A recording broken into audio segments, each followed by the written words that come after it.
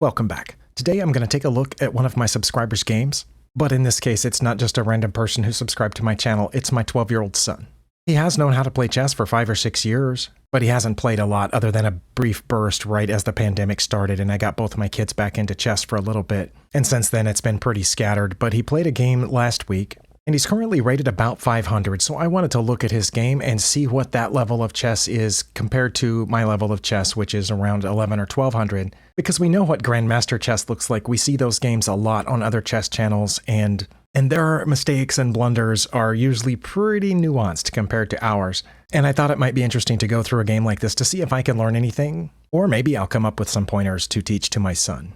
Now I just realized it's got him on top here. I'm going to switch this board so that my son is on bottom. He played with the black pieces. Now it says he played with 75% accuracy here, which is pretty good because a lot of my games, that's what I come up with. It's between 70 and 80% accuracy, sometimes as low as 50 and sometimes as high as 80 or 90. He only made one mistake and one miss according to this little list right here, and it says he played like a 1050 while his opponent played like a 350. But sometimes that's because the opponent made an obvious mistake and he took advantage of it, and then was ahead from there on out, which it looks like that might have been the case here. Right in the middle, it looks like the graph dropped heavily into black's favor, and then he just stayed ahead after that. But we're about to find out. Let's switch to the analysis tab. It looks like most of the mistakes and misses were right there in the beginning, and then the rest of the game did not have it. Okay, his opponent opened with d4, which we have all seen, and my son responded with d5, which, as we know, is one of the most common responses. And here, when I play this, I almost always expect my opponent to play c4. That's what they usually do, although sometimes they play knight to f3. Here, his opponent played c3, which is still a book opening, but I don't think it's quite as strong, and the evaluation has dropped to nearly even here. Now, it says he should play knight to f6 probably to protect that pawn, or just to get pieces out in castle, or e6, both of which look like they're protecting that pawn. But he played knight to c6. Now, this is a move that I almost never play because it gets in front of my c-pawn. But it says he's just fine to play that. His opponent played the best move, knight to f3. So even at the 500 level, 400, 500 level, these players are playing basically book moves. And I know that my son hasn't studied any openings, but these are natural, normal developing moves. And his best move, according to the engine, is knight to f6, and that's what he played. So he did pick up from me the knights before bishops thing that I tried to teach him. The engine wants e3 or bishop to f4 here, just, again, normal developing moves. But the opponent played bishop to g5. Now, this is the way that a lot of opponents at my level play. As soon as you put a knight out, if they can put a bishop right on it, they will, whether or not it's actually pinning it, because in this case, it's not a pin because the pawn is still there. Now, the engine says that my son has a very slight advantage if he will just play knight to e4 right now. That looks like something that I would do because that's a safe square. It's unattacked by the opponent, and it immediately punishes putting this bishop out here, which basically was there for no reason. Second best would be h6. My son did play knight to e4, which, again, I'm impressed. We're at coming up on move 5, and both players have played really well here. Now, Stockfish says it would bring this back here. Now, that surprises me. That almost seems like a low-level move, but that's what the engine says. To me, that looks like it would be blocking in that pawn, and I wouldn't want to play it. The opponent probably didn't even consider it. I'm guessing based on their next move that they just thought that, well, that bishop's defended, it's okay to leave it there, so they didn't worry about that. But they got their other knight out, which, I mean, it directly attacks this knight, defends their other knight, which is defending that bishop. Okay, now here I think is the first major departure from what I would have played versus what my son would have played. I would have just taken the bishop right now. It's been drilled into me that bishops in the endgame, in most endgames, are slightly stronger than knights. And of course, if you end up with a bishop pair, there's a lot of things you can do that you can't do with two knights at the end, or with a bishop and a knight. So I just would have taken it. That's the whole reason that I hopped this knight in here in the first place, was to attack that bishop. He did not take it. But he also wasn't worried about where it is because it's defended, so he wasn't worried about that other knight, and he decided to attack the bishop a different way, which is his second best move according to Stockfish, but it's not as good as the first one, so it was counted as inaccurate. Now, normally I don't play these f-pawns unless I think it's necessary. I don't think my son thought it was necessary. I think he just did it, and only 22 seconds have elapsed since the beginning of the game. I think he was just trying to get his opponent to move that bishop away somewhere. And again, he's supposed to go to e3 with it, but he went back. Now that's a problem because you can chase it, and now it really has nowhere to go. It is his best move to play g5, and he did. So, okay, again, still really impressed with both players so far, because even though that last bishop move was listed as a mistake, it looked like the most natural move. Okay, here it does seem like the obvious move is to drop it back, but the engine says it's just as good if he takes this knight here on e4, which of course my son would take back, at least I hope that he would, and then take the g5 pawn with the knight. Now in this very situation, or at least very, very similar positions, I've had opponents just take this pawn now and give up the knight for the pawn because you can't get two pawns out of it, so you still have to run with the bishop. But this opponent played bishop to g3, which was the best move in the position, and Stockfish says the only way to capitalize on that is to shoot this h-pawn forward. Now, of course, they're going to then play h3, so you're not going to trap that bishop. But that's what it says. Moving the h-pawn forward is the best. Now, it says after they do play h3, then you're just going to go ahead and take the bishop, which forces them to take with the g-pawn, with the f-pawn, sorry, which kind of messes up that pawn structure around the king. Any other move is going to be counted as at least a mistake here if you don't play h5. Well, I don't blame my son for not finding that. I don't know that I would have played it here. That seems a little ambitious at this point. It also, I mean, this diagonal here is getting pretty open already. I think he thought he accomplished his purpose by getting the bishop out of this diagonal. I think, that was the whole point of f6 and then g5 from his point of view. Now here, I probably would have taken it, but that definitely would have also been a mistake, at least, if not a blunder. But what my son played was basically what his opponent had just played a few moves earlier, which is to pin a knight, except it's not pinning it because the pawn is still there. So now the opponent has the advantage if they'll just take this e4 knight, because when you take back, then you have a place to put the other knight. Except it says he wouldn't. It says after this capture and recapture, then the opponent would play d4 coming after this back knight here on c6. Sorry, d5. And then my son would take this knight. And queen to b3 is the next best move because the light squared bishop has left off defending this b pawn. I don't know that they would end up actually taking it. It doesn't look like they would anywhere in that line. But the opponent did what I might do in a similar situation is say, do you really want that bishop there? And played this. It's counted as a miss because the opponent didn't see this other tactic, which again, I'm not sure how this, leads to a great lead, but supposedly it does. So now my son's ahead again if he will take the bishop. Now that's interesting because after this pawn attacking my bishop, I think I would be pretty tempted to take the knight first and then the bishop. But Stockfish says it's better to take the bishop first. And that's what my son played. Okay, so we're on move 8 and I'm still really impressed. They're supposed to take back with the f-pawn. Nothing else makes sense and that's what he did. Wait, why would it not be great to take here? Oh, because the rook's under attack. Okay, wow, I was a little slow here. Okay, but this opponent figured it out. And now I would assume you need to move this bishop, but Stockfish says that queen to d6 is the best move here. Okay, I guess I understand queen to d6 because you're threatening checkmate, right? If they take your bishop, you have checkmate here on g3. Okay, I guess I get that. It develops the queen, points at an undefended pawn. The king would be forced to come forward to defend the pawn. Wow. Okay, well, I don't blame my son for not finding that. He did go ahead and take the knight, which was his next best move, and they're still relatively even. The opponent's best move is to take that bishop with the g-pawn, and their second best move is to take this bishop with the g-pawn, which I think is what I would have done because I've got doubled pawns, and I'm a little bit wary of doubled pawns because we've been taught that they're usually not a good idea, so you undouble your pawns by taking back with the g-pawn. Well, this opponent did not see the first or second best move and played a different one. And I mean, that's the only other option, really. I don't think I would have taken with the f-pawn. I mean, with the e-pawn. That would have been weird.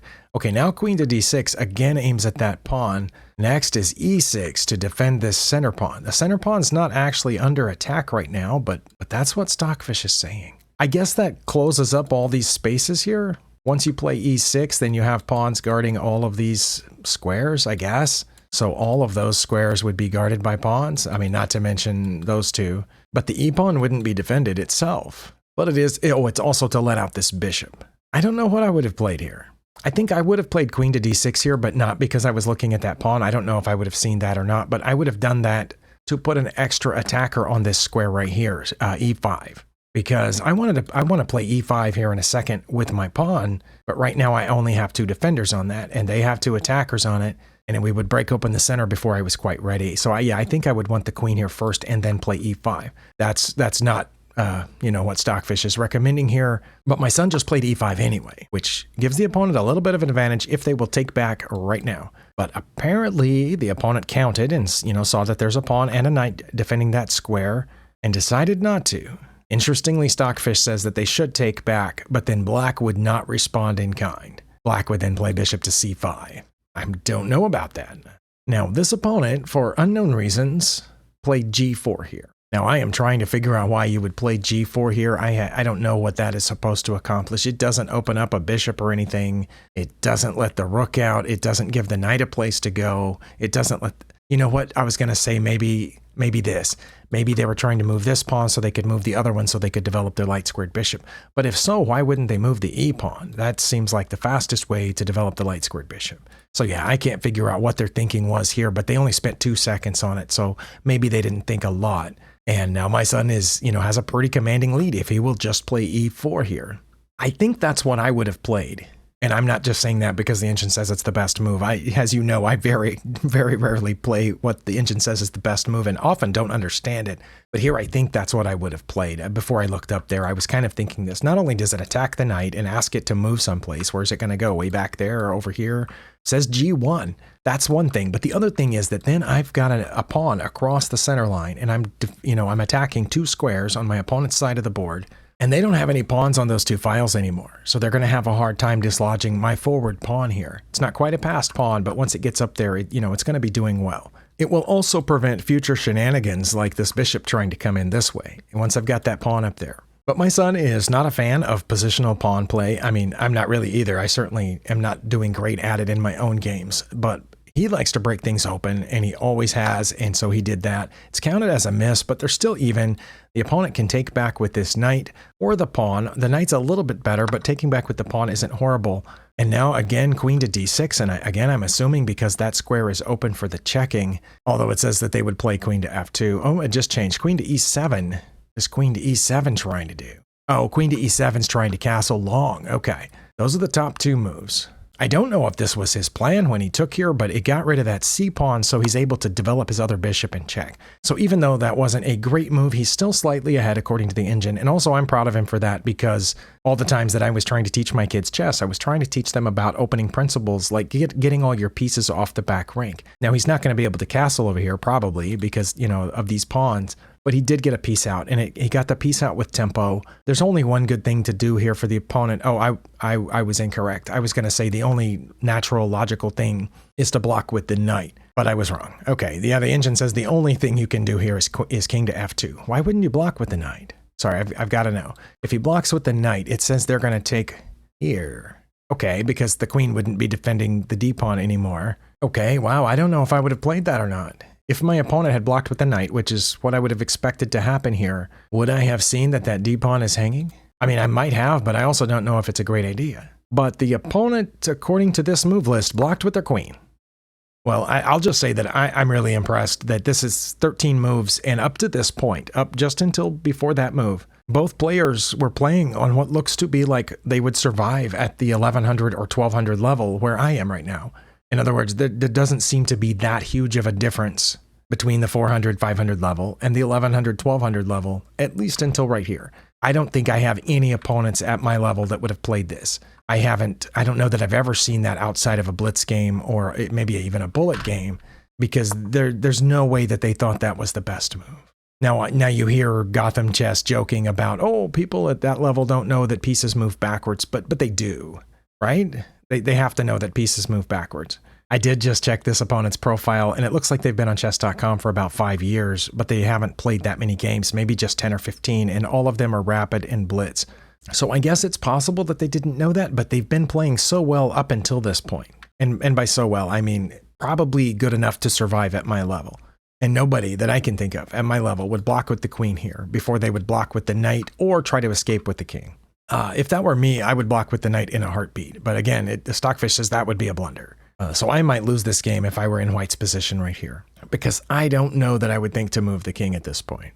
But yeah, this opponent blocked with the queen. Did my son take it? Yes. Okay, good. It was counted as a great move, even though probably anybody all the way down to 200 would have done that. It doesn't matter whether the opponent takes back with the king or the knight. They took back with the king, which lends credence to the possibility that maybe they don't know knights move backward. That's interesting. Even more interesting is what Stockfish says my son's best move is. It says to take that pawn. Well, they're going to get his knight for that, right? But then we're going to play c5, and that knight has to go back, and then we're going to check over here. Wow, that's brutal. Stockfish says to give up the knight for a pawn so that we can get this other pawn forward and get the queen out here. Failing that, just move the queen up 1.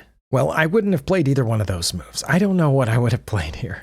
I might have played queen to d6 again because again, it gives me paths up through here this way, even over there. I don't know why I would want to go over there now that the king has moved. But yeah, I'm still thinking queen to d6 might be what I would have played here. I don't think I would have castled kingside. Queen to d6 also opens it up to castle on the queen side, but my son castled on the king side, which it says was fine. He's still up -5, so a good job for him, because I don't think I would have played, what it said were the best moves like that. No, I wouldn't have played that. Sorry.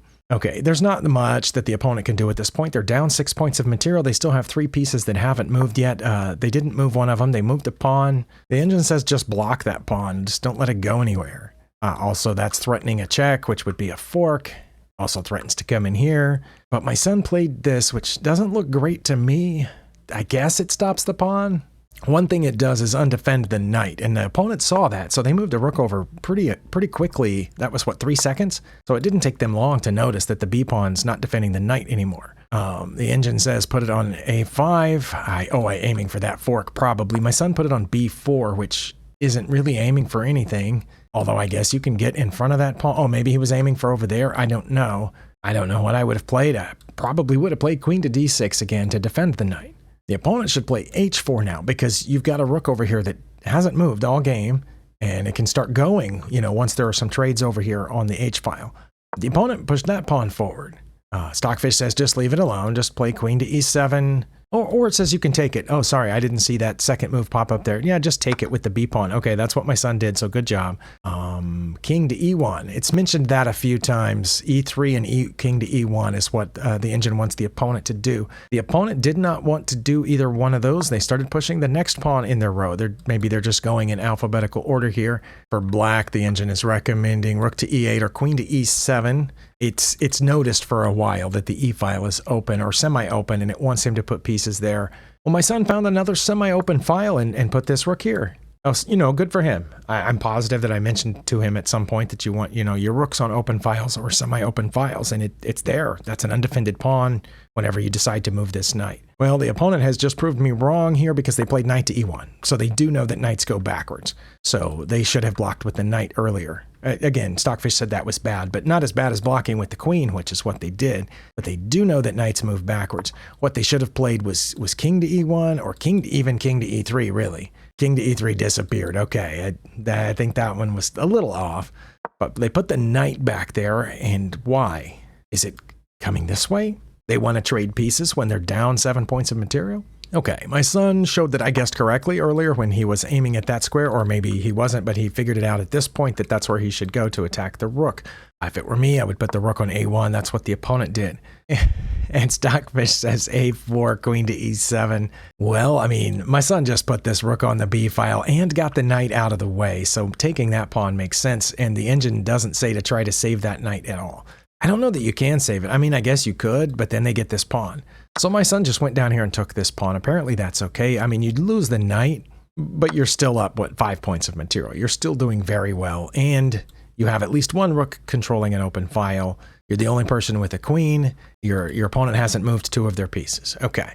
He finally played his best move, which was queen to e7. It's been asking him that, but how did he figure that out? Was he aiming for this check or this one? I don't know. We're about to find out because I haven't scrolled that far down yet. I don't know what I would play in white's shoes here, but this opponent moved the king toward the rook. That was counted as a mistake because it gives my son a mating sequence. If he will play queen to b4 right now, I guess that's aiming to come in this way. Queen to c3 check. Yes, it looks like. Well, he saw that his rook was under attack and he defended it, which also is pretty good and leaves him with a mating sequence, so not horrible. Finally, the opponent played e3. That's been one of their top suggested moves for a long time, but it can just be taken. Is that his best move? It is his best move, and that's what my son played. Okay, wow. Not much that white can do at this point, but what they did seemed pretty bad. They just moved that rook there. That I don't understand at all because it can just be taken. I can't defend that move or explain it in any way. My son saw that and took it. Well, now there's only one legal move and we have mate. There's only one mate in 1 here, but there's at least one mate in 2. Who knows what else? And my son found the mate in 1. If he keeps playing like that, I don't think he'll be at the 500 level very long. He had a miss and a mistake. His only mistake was right here where he should have played h5 or e5. No, not even e5, just h5. That's the only move that keeps his advantage. Be honest with me, how many of you would have found that? Like, I know it's kind of hard to tell whether or not you would have if you've already, you've already seen me say that was the answer. But try to be honest, like in these similar situations, when you've driven a bishop back with like f6 and g5, if you've ever done that, do you then follow with h5? Because I don't think I ever have. Maybe if the queens are off the board and it's a little later in the game. But this is move 7. Yeah, I think I would have taken the bishop here. How bad would that have been? Just out of curiosity. Okay, it would have taken us down to even. Okay, so what my son played was this. Okay, so what I would have played would have been slightly better than what he played, because this went up to almost +1 or a little over +1. Okay, well, I don't feel so bad. I would have played slightly better than he did, but just barely. I certainly wouldn't have played the best move. Okay, so that's his only mistake in this game, and I can't fault him. I mean, because where's the knight going to go? Not that I would want to trade for it, but I understand the point of the move, I think, and obviously, we already talked about Stockfish says to take here, but it looks pretty decent to me. And his miss was right here after this mistake. He should have played e4. Now that one, like I said, I think I might have found that, but I'm not 100%. I certainly wouldn't have found the second best move, which is h5. I might have developed a bishop here. I don't know, but he had to push forward and attack the knight, but instead he took here. Okay, let's just see what my move would have been. If I had played this, it goes from -1.4 to 0.28. Okay, so let's say we lost 1.2 points worth of evaluation. And how much did his lose? Okay, his lost a little bit more than that, 1.4 points, but very, very close. Those were his only 2 negative moves in the game, right? The only miss, the only mistake. And both of them were just slightly worse than what I say I would have played in that situation. Well, he's not in the room right now, but and I don't know if he'll watch this video or not, but I'm really proud of the way he played this game. And I'm astounded by, at this point, the opponent blocking with the queen. That one just is inexplicable. Okay, well, I've used a lot of time here. I think I found out what I wanted to find out as much as I could from one game, that the people at the 500, 400 level are not playing really badly, except for that one move. That's the only move in this entire game that I would classify as far below my level. Everything else... No, I'm sorry. That rook move there near the end, whichever way it was, I think it came from A2, didn't it? Yeah, that one was also pretty bad, but you're lost at that point. It probably didn't matter much. But yeah, the queen blocking with the queen, that one is inexplicable, but everything else, we could see that at the 11 or 1200 level. So keep that in mind. If you're ever talking about somebody that plays down here, these folks aren't really bad chess players. But yeah, good job to my son for finding that. Hopefully, eventually he'll rise his way back up to my level and give me a run for my money, which, I mean, everybody else is doing right now. So thank you for spending your time here. I'll see you next time.